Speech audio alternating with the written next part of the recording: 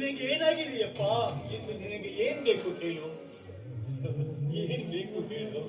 ನಾನು ನಾನು ನಾನು ನಾನು ನಾನು ಹುಚ್ಚ ಹುಚ್ಚ ಹುಚ್ಚ ಎಲ್ಲರೂ ನನ್ನ ಹುಚ್ಚ ಅಂತಾನೆ ಕರೀತಾರೆ.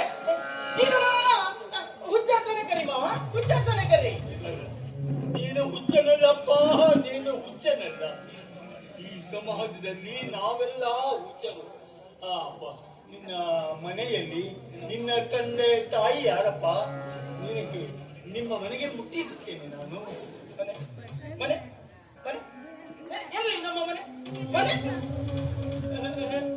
ಮನೆ ಮನೆ ಇಲ್ಲ, ತಂದೆ ತಾಯಿ ಇಲ್ಲ ಇಲ್ಲ. ಅಯ್ಯೋ, ನಿನಗೆ ಹಿರಿಯರು ಯಾರೂ ಇಲ್ಲವೇ ಕಂದ? ಇಲ್ಲ, ನಂಗೆ ಹಿರಿಯರು ಯಾರು ಇಲ್ಲ. ನಾನೊಬ್ಬ ಅನಾಥ ಪರದೇಶಿ. ನಂಗೆ ಯಾರು ಇಲ್ಲ. ನಂಗೆ ಎಲ್ರು ಹುಚ್ಚ ಅಂತಾನೆ ಕರ್ರಿ. ನೀನು ನೀನು ಹುಚ್ಚನಾ? ನೀನು ಹುಚ್ಚನಾ? ಅಯ್ಯೋ, ವಿಧಿ ಲೀಲೆ. ಇದೇನು ನಿನ್ನ ವಿಧಿ ಲೀಲೆ? ಬಡವರನ್ನು ಕಷ್ಟ ಕೊಡುವ ನೀನು ಇಂತಹ ಶಿಕ್ಷೆಯನ್ನು ಕೊಡ್ತೀಯಾ?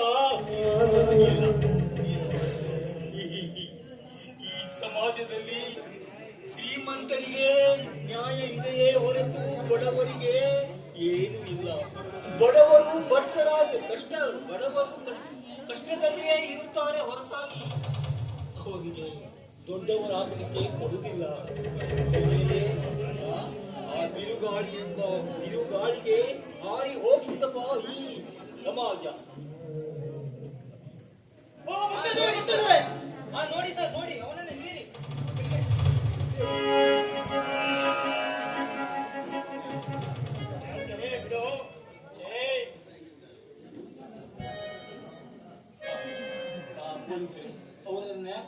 ಅವನ ಪೊಲೀಸರ ಹತ್ರ ಕೊಡ್ತಿದ್ದೀರಿ.